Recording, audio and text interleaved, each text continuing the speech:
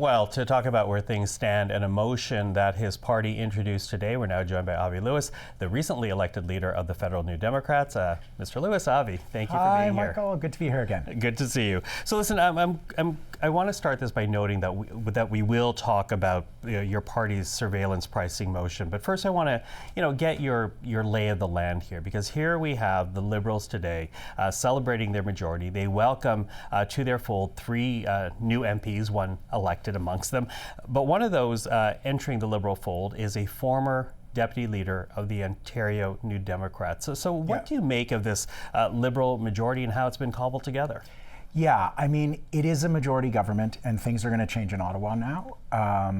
And I think it's troubling the way the majority has been assembled. I know the Liberals like to say they won it in the by-elections, but they barely needed the by-elections because of all the floor crossers. And this floor crossing phenomenon, I think if you talk to experts in parliamentary history, I don't know it's ever happened before that a majority government has been assembled in a British parliamentary system from floor crossers. Canadians vote for the member of parliament and they vote for the party. And to see someone cross the floor, I mean, everybody knows the NDP has a policy against it. We believe if you want to change parties, resign, get a by-election, get a new mandate from the people. I worry about our relationship to our own vote and to democracy. We're living in a time of rising authoritarianism around the world. Two-party system in the United States, where they're kind of interchangeable in some ways, led to the cynicism and the alienation that led to Donald Trump. And we need to have a vote that's meaningful, which is why we also need proportional representation, so we don't have 36% or 37% of the vote giving a government absolute power. And things like floor crossings, they just erode the sense that Canadians have that our vote matters.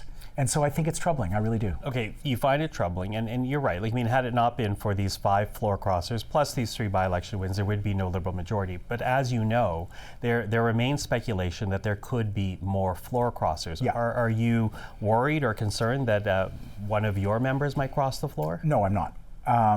But I don't think anybody sees it coming when it comes. But we're a very small caucus. We meet in a minivan or whatever. Fill in your. I'm not going to go for Don Davies' press gallery speech level of comedy here, but yes, we're a small, intimate gathering. And I had a caucus meeting, my first full multi-hour caucus meeting today, and it's an incredible bunch of parliamentarians who have been doing really hard work with absolutely no support or resources since we lost party status compared to what we've had historically. So it's a very tight group of folks, and we all feel the same way about these floor crossings. And I just think that the Carney, it's now commonplace to say the Carney government has moved to the right. Obviously, these major pieces of legislation are passing with conservative Liberal support. And so even the majority might not look that different when you think about the major piece of legislation that Prime Minister Carney has passed with the Conservatives. But now that you have a social conservative like Marilyn Gladu in a party with Dolly Begum, I just don't know what it means to be a Liberal anymore. And I think for the NDP, this is a moment for us to say to Canadians, we are the progressive party. We're the party of the left. You can count on us to stand up against the corporate oligopolies that sit astride our economy like an octopus and gouge us at the supermarket and at the gas pump. And we're the ones who are going to be fighting back for working class Canadians. And that Liberal monolithic party that spans the whole political spectrum, it seems to work for the powerful, not the many. And so for us, it's clarifying. Okay, and to that, your first order of business was to raise the issue of surveillance pricing. Yeah. You've introduced a motion around that today. We'll get to that motion in a moment. But as you yourself say, a lot of Canadians don't understand what surveillance pricing is all about. Why is it concerning for you? Well, go shopping online. Open up an incognito private browser window on one device and your own browser window on another and do a test. And you'll see that you might see completely different prices at the same moment. The same person at the same time online. And this is happening in grocery stores too. In the United States, the Federal Trade Commission documented more than 250 specific examples where with the aid of big tech, retailers like big grocery stores, and we have a big problem with monopoly grocery in Canada, are teaming up with big tech to use your personal search history, AI now within every platform, your email program, your calendar is able to suck up all kinds of information about you, your shopping history, your income maybe, where you live, your postal code, whatever.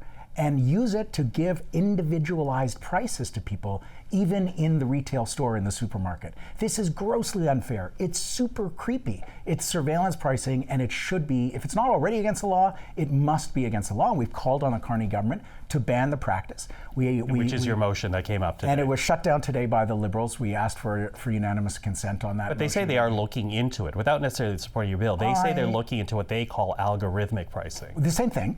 Lots of different names for it. I think surveillance pricing is a better way of thinking about what's happening. You are being spied on. We know our devices are listening to us, are spying on us. You have a conversation with a friend about going to Mexico, you go to your Instagram, suddenly it's selling you trips to Mexico. How do we think this? We know this is happening, right? It should not be used to further price gouge from Canadians, especially when we're already suffering from a cost of living emergency. The Minister Solomon, the Minister of AI, literally said it wasn't his department.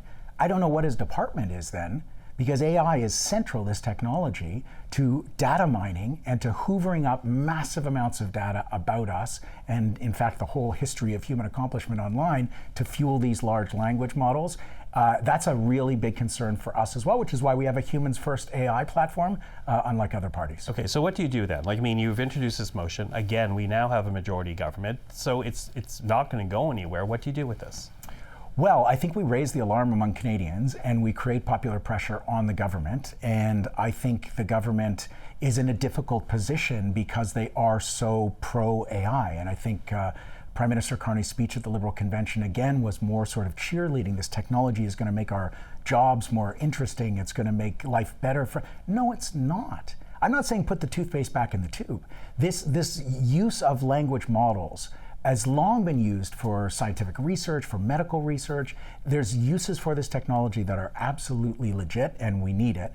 But the trillions of dollars that have been poured into the stock market bubble, massive rollout of data centers all over the United States and the world, increasingly in Canada, the only way that they get their money back, these giant tech companies, is that they eliminate millions and millions of jobs. This is a threatening technology that needs serious guardrails, and we need to be able to trust our government to actually stand up to big companies. That has never been their specialty. That's why we need the NDP. Okay, so this is a conversation that will continue, obviously. Oh, you bet. But before we go, here you are making this argument to me. Fair enough, appreciate it. Love having you as a guest on our program.